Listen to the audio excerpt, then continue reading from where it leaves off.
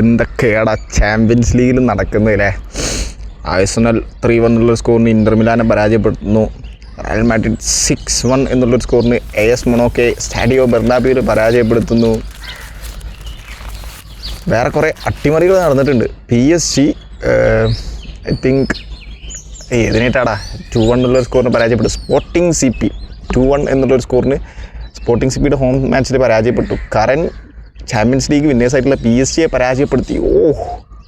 City 3-1 എന്നുള്ളൊരു സ്കോറിന് ഒരു ടീമിനോട് പരാജയപ്പെട്ടു. ആ ടീമിൻ്റെ പേര് എനിക്ക് ഓർമ്മയില്ല, ഞാൻ സൈഡിൽ വെക്കാം. അട്ടിമറികളുണ്ട്, ചിലർക്ക് ഒരു വിധത്തിൽ സന്തോഷമുണ്ട്. Arsenal versus Inter Milan match അതെന്ന് പറഞ്ഞത് ഒരു ടഫ് മാച്ചായിരുന്നു. അത് റയൽ മാഡ്രിഡിൻ്റെ ഓഡിയൻസ് പറയണത് നിങ്ങൾ ആഴ്സണലിനെ തീർക്ക് Inter മിലാനോട്.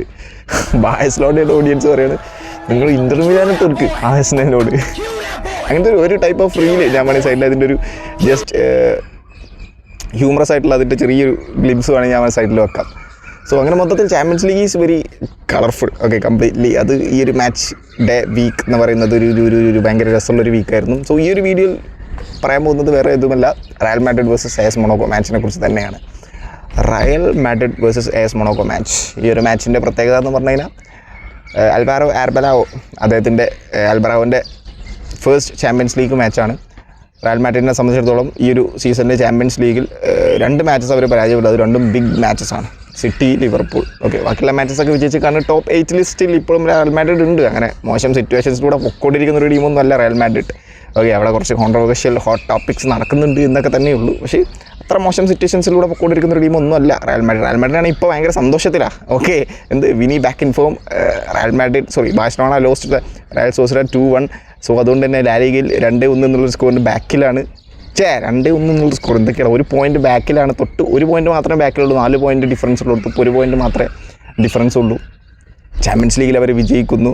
Vini back in form, Mbappe back in form, Jude Bellingham goal score ചെയ്യുന്നു, മസ്റ്റൻതുവാന ഗോൾ സ്കോർ ചെയ്യുന്നു, വാൽവർദേക്ക് 2 അസിസ്റ്റ്. അങ്ങനെ ടോട്ടലി റയൽ മാഡ്രിഡ് ഇപ്പോൾ ഒരു ഹാപ്പിനെസ് അറ്റ് ഇറ്റ്സ് പീക്കിലാണ്.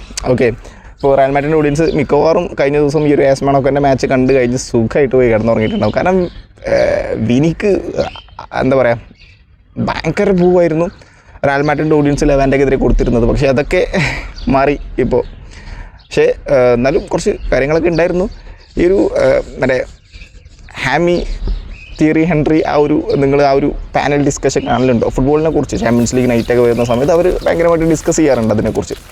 അതിൽ ഹാമി പറയുന്നുണ്ട്, കഴിഞ്ഞ ലെവാൻ്റെക്കെതിരെയുള്ള മാച്ചിൻ്റെ തൊട്ട് മുമ്പ് വിനി ജൂനിയറിൻ്റെ പേര് വിളിച്ച സമയത്ത് ക്രൗഡ് മൊത്തം ബൂ ചെയ്തു. ഇന്നത്തെ മാച്ചിലും അത്ര വലിയ സുഖമുള്ള റെസ്പോൺസ് ഒന്നുമല്ല, എംബാപ്പയ്ക്ക് മാത്രമാണ് ഭയങ്കരമായിട്ടുള്ളത് കൊടുത്തത്. വിനിക്ക് അപ്പോഴും സ്റ്റിൽ ബൂ തന്നെയായിരുന്നു. ഈ മാച്ചിൻ്റെ തുടക്കത്തിലും വിനിക്ക് തുടക്കത്തിൽ കാൽമ ഓട് കിട്ടുന്ന സമയത്ത് ബൂ തന്നെയായിരുന്നു. അപ്പോൾ അങ്ങനെ ആ ലെവാൻ്റെക്കെതിരെയുള്ള ആ ഒരു മാച്ചിന് തൊട്ട് മുമ്പ് ബൂ കിട്ടിയ സമയത്ത് വിനീഷ്യസ് ജൂനിയർ ടണലിൽ നിന്നൊരു കരയുന്നൊരു സീനുണ്ട്.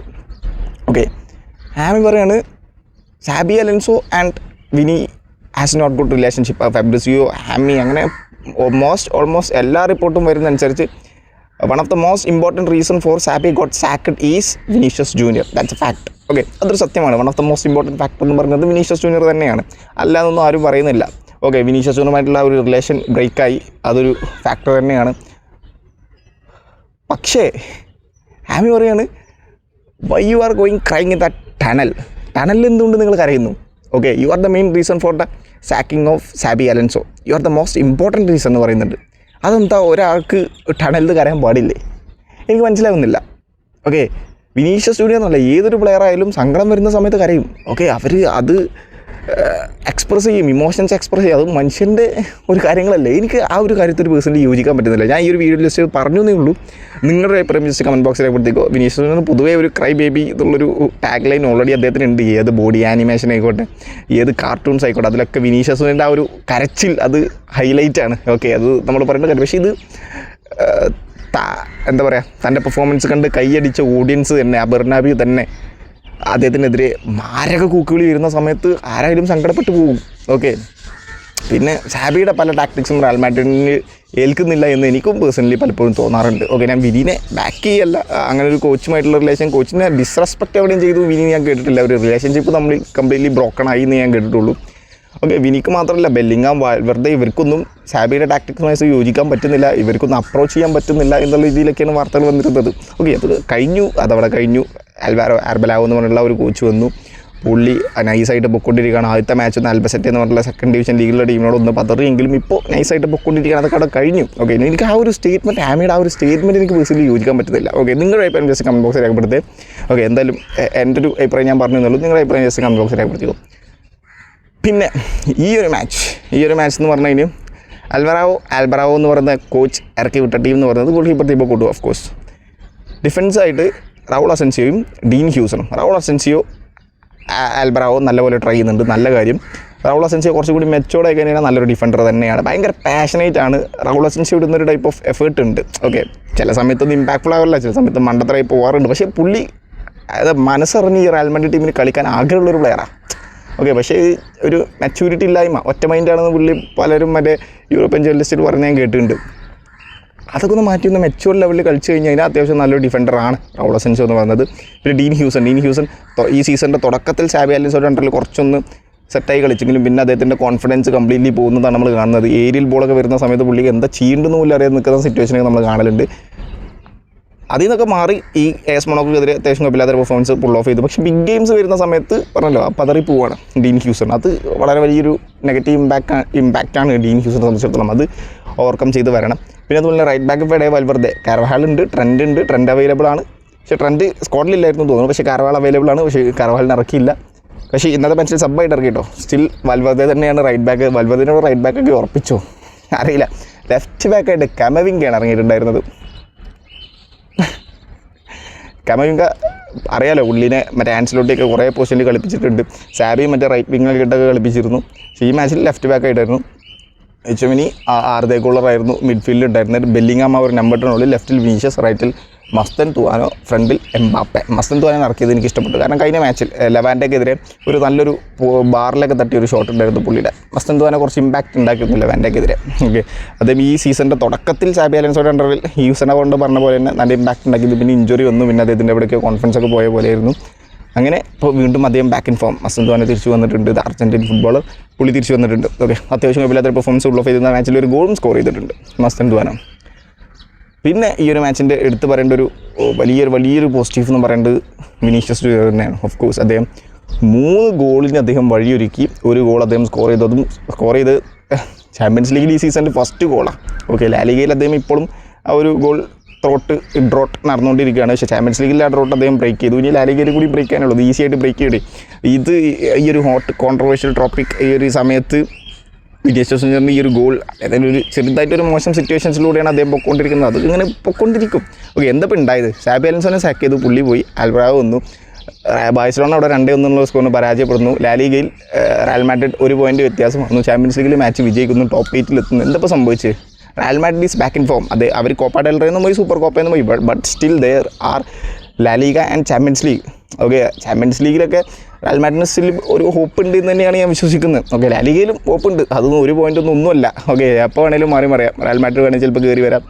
ഇനി വരാൻ പോകുന്ന ക്ലാസിക്കോയിൽ വിജയിച്ച് കഴിഞ്ഞാൽ റയൽ മാഡ്രിഡ് ചിലപ്പോൾ കയറി വരാം. എന്തും സംഭവിക്കാം. ഓക്കെ, അത്രയേ ഉള്ളൂ. ഓക്കെ, വിനീഷ്യസ് ഒരു ഗോൾ സ്കോർ ചെയ്ത സ്റ്റാഡിയോ ബെർണാബ്യൂ കൈയടിക്കും. ഓക്കെ, സ്റ്റാഡിയോ ബെർണാബ്യൂ, ആ ഒരു സാന്റിയാഗോ ബെർണാബ്യൂ ആയിരുന്നൊരു പഞ്ചുണ്ടായിരുന്നു. ഇതിൻ്റെ പേര് മാറ്റി ഇപ്പോൾ സ്റ്റാഡിയോ ബെർണാബ്യൂ. കുഴപ്പമില്ല, കൊള്ളാം എന്തായാലും.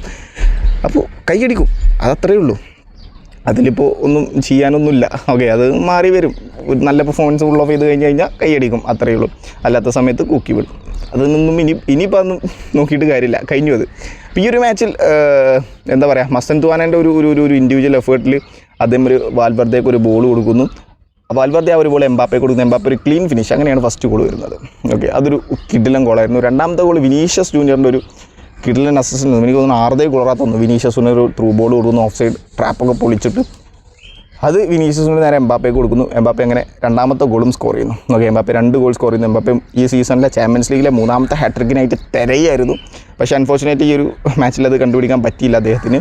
3ാമത്തെ ഗോൾ വന്നത് എനിക്ക് തോന്നുന്നു വിനീഷ്യസ് ജൂനിയർ തന്നെ ഒരു ക്രോസ് എംബാപ്പയ്ക്ക് കൊടുത്തതാണ്. പക്ഷേ തിലോ കഹ്റ എന്ന് പറഞ്ഞിട്ടുള്ള ഒരു AS മൊണോക്കോയുടെ ഡിഫൻഡറിൻ്റെ ദേഹത്ത് തട്ടി പൊടി. അവരുടെ ക്യാപ്റ്റനാണ്, അവിടെ കപ്പിത്താൻ. പക്ഷേ പുള്ളിയാണ് ഇന്നത്തെ മാച്ചിൽ ഏറ്റവും വേസ്റ്റ് പെർഫോമൻസ് ഫുൾ ഓഫ് ചെയ്തത്. 3.8 സോഫാ സ്കോർ റേറ്റിംഗ് അദ്ദേഹത്തിന് കൊടുത്തിട്ടുള്ളത്. ഓക്കെ, AS മൊണോക്കോയിൽ പോഗ്ബ ഇല്ല. Pogba already out of available ആണ് എന്ന് ഓൾറെഡി പറഞ്ഞിരുന്നു. പിന്നെ അൻസു ഫാറ്റി ഉണ്ടായിരുന്നു. പക്ഷേ അൻസു ഫാറ്റി അത്രയധികം ഇമ്പാക്റ്റ് കൊണ്ടുവരാൻ സാധിച്ചില്ല. ഓക്കെ, അതൊരു സത്യമാണ്. പിന്നെ 3 ഗോൾ സ്കോർ ചെയ്യുന്നു. അങ്ങനെ ഫസ്റ്റ് ഹാഫിൽ തന്നെ 3 ഗോൾ സ്കോർ ചെയ്യുന്നു. പിന്നെ സെക്കൻഡ് ഹാഫിലോട്ട് പോയ സമയത്ത് അപ്പോഴാണ് വിനീഷ്യസ് ജൂനിയർ ഒരു അർദ്ധ ഗോൾ ഒരു ഒരു ഒരു ഒരു ഒരു എന്താ പറയുക അദ്ദേഹത്തിൻ്റെ ഒരു എഫേർട്ട് കൊണ്ടൊരു സ്ലൈഡിങ് ടാക്കിലൊരു ബോൾ എടുത്തു. അത് നേരെ വിനിക്കാണ് കിട്ടിയത്. വിനി ആ ബോൾ നേരെ കൊണ്ടുപോയി റൈറ്റിലോട്ട് കൊണ്ടുപോയി. അവിടെ നിന്ന് ഒരു റൈറ്റ് ഫുട്ട് കൊണ്ടൊരു പവർഫുൾ ഷോട്ട് അദ്ദേഹം ആ പോസ്റ്റിൻ്റെ കോർണറിലേക്കാണ് പോയത്. ഗോൾ കീപ്പറിനൊന്നും ഒരു ചാൻസും ഇല്ല. പക്ഷേ ആ ഒരു ഗോൾ അദ്ദേഹം സെലിബ്രേറ്റ് ചെയ്തില്ല. അത് ഫാൻസിൻ്റെ അടുത്ത് പോയിട്ട് ടീമിൻ്റെ ഒപ്പം പോയി സെലിബ്രേറ്റ് ചെയ്തു, ഫാൻസിൻ്റെ അടുത്ത് പോയി സെലിബ്രേറ്റ് ചെയ്തില്ല. ജസ്റ്റ് കൂക്കിയതല്ലേ, എന്നാൽ പിന്നെ ഒന്ന് സെലിബ്രേറ്റ് ചെയ്യേണ്ട, ഒരു അങ്ങോട്ടും ഒരു ഇത് കൊട്ട് അത്രയും വിചാരിച്ചിട്ടുണ്ടാവുള്ളൂ. ചിലപ്പോൾ അടുത്ത കളിയൊക്കെ വരുമ്പോൾ സമയത്ത് സെലിബ്രേറ്റ് ചെയ്യും, അതൊക്കെ അത്രയേ ഉള്ളൂ. ഓക്കെ, പിന്നെ വിനീഷ്യസ് ജൂനിയർ ആ ഒരു ഗോൾ സ്കോർ ചെയ്യുന്നു. അങ്ങനെ വിനീഷ്യസ് ജൂനിയർ അപ്പം തന്നെ 1-2 ഗോൾ. മസ്തുദാൻ്റെ ഗോളിന് അസിസ്റ്റ് വെച്ചത് വിനീഷ്യസ് ജൂനിയറാണ്. എംബാപ്പേൻ്റെ ഗോളിന് അസിസ്റ്റ് വെച്ചത് വിനീഷ്യസ് ജൂനിയറാണ്.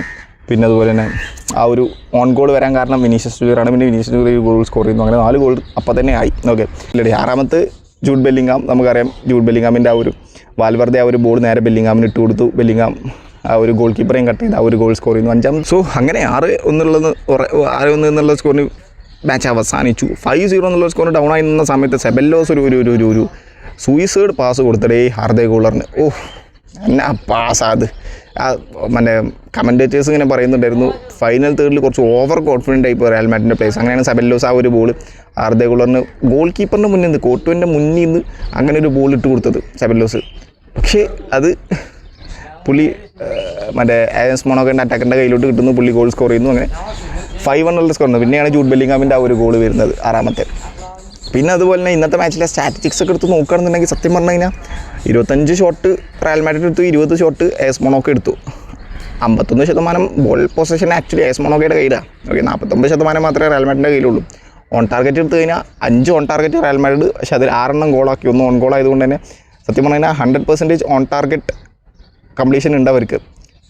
അപ്പുറത്തെ എസ് മൊണോക്ക ആണെങ്കിൽ 6 ഓൺ ടാർഗറ്റ് അടിച്ചിരിക്കുന്നത്, പക്ഷേ അവർക്ക് ഒരു ഗോൾ മാത്രമേ സ്കോർ ചെയ്യാൻ പറ്റിയിട്ടുള്ളൂ.